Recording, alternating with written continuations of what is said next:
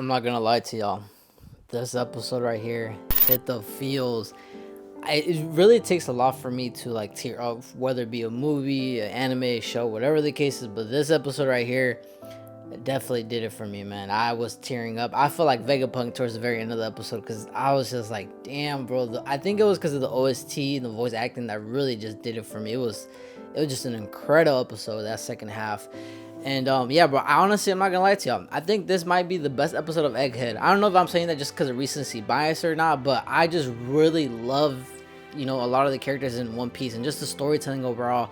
Don't get me wrong, like a lot of the fights that we got in Egghead so far have been cool. Like Luffy versus Kizaru, that was a masterpiece. Shanks versus Kid, that was really cool. Law versus Blackbeard, like we got on a lot of cool fights and stuff like that, but it's just with certain characters, bro, I just had grown attachment to them. And don't get me wrong, Kuma, I've always fucked with him as a character and I was always wanted to know more about him. But once we got to Egghead and then we find out like what really was his backstory, what happened, why is he the way he is and stuff like that. For the longest, not that I always thought he was like a villain, but I thought he was like, kind of like a villain, but not that bad. But now realizing like, oh shit, he really gave up his humanity just for his daughter, everything that he went through. Like his life was pretty shitty, if I'm being honest. And like, it was just one of those things that like, damn, bro, like you really don't know a person until you really actually get to sit there and like see what they live through and stuff. And I just mad respect to Kuma, bro. I love his character, and Oda cooked with his character, in my personal opinion. Now, I really wanted to talk about this week's episode and really the last couple episodes, but specifically today's episode, though, because today's episode was amazing. That first half was solid, but that second half, man, oh my god. Listen, bro, that episode, the direction, oh my, whoever directed this episode, listen, man, you killed it. I gotta start learning people's names and stuff for like who directs what episode. But yeah, bro, this episode was just an absolute masterpiece. I like how they handled the last couple episodes of flashbacks and stuff like that. If I had to give like a rating on like the last couple episodes of flashback, I feel like a cool 8 out of 10. Obviously some things I feel like wish were designed a little bit better. For the most part though, I feel like the Kuma's flashback was handled pretty well, but this, for the finale of Kuma's flashback, I think they went all out. Amazing, beautiful OST that second half.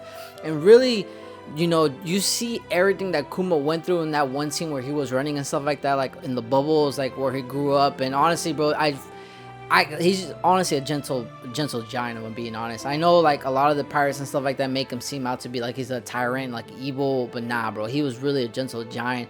It's just that with his circumstances and stuff, for his daughter and everything, he had no choice. And man, fuck the world government, fuck the elders. Listen, bro, oh my god, man, because I'm a father myself. So like, just I can understand where Kuma's coming from, because you would want to do anything for your daughter and stuff. And it's just one of those things, man. Like, man, it was such a good episode, bro.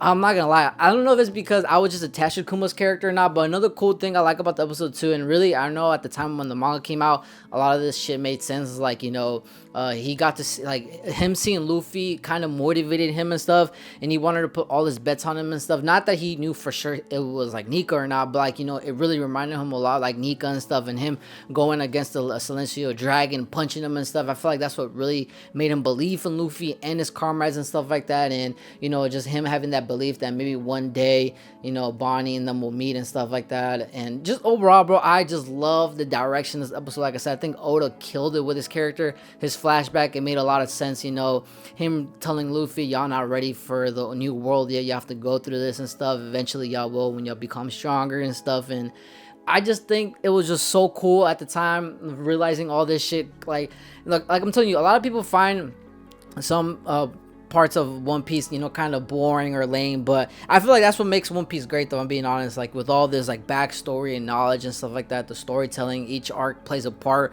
whether it be a big role or small role, it plays a big part and stuff like that. And Kuma played a big backstory because you could see he was there in a few moments and stuff for certain reasons, and him seeing Luffy really motivating him and stuff. And honestly, bro, I just love Kuma as a character, man. I just, a W character. But yeah, but I just really like how they handled this episode. Those last 8 minutes and stuff like that, you get to see everything all in one. It's just so direct to video, and I really feel bad for Kuma because he was a slave. His parents got killed, his dad got murdered and stuff, but his dad told him about Nika, and that instilled in Kuma. And then he sees that small belief in Luffy and shit like that. You know, and then Kuma, you know, he liked the girl, but the girl he liked ends up dying because of disease, but she leaves a baby, and you know, he raises her as his own. He really cares for her and cherishes her. Like overall, bro, like I'm telling you, man, I feel so bad for Kuma, but at the same time though, I can't help but love the guy. But like I said, man, I thought they killed this episode. It was amazing, beautiful directed, the OST, the animation, stunning visuals, and just, bro, I just loved everything about this episode. If I had to give this episode a rating, specifically this one though, 10 out of 10. All the other episodes before this, 8 out of 10, but I think they handled it pretty well. I know someone in the comment section or someone watching the video is probably gonna think, well, they could have adapted this all in within 2 or 3 episodes. Yes, you're right, but this is Toei, this is One Piece. Especially if you've been watching through Wano, they've been adapting about 1 chapter per episode, so you know, you get what you get. But I'm grateful for it. You know, they cooked with this episode. But yeah, let me know what y'all think though, if y'all have been keeping up with One Piece. If not, go catch up to that right now, binge the flashbacks, because I'm telling y'all, it's really gonna hit you the feels. Because I cried, bro. I shed a tear or two, bro, because that shit really fucking hit the heart. But yeah, man, they killed it. Shout out to everybody in One Piece. Next week we're back on Egghead where we left off, and yeah, bro, I can't wait, man. We're gonna see that punch. Oh, I can't wait. I can't wait. But yeah, just really wanted to get my thoughts on the latest episode and just overall Kuma's flashback story. And yeah.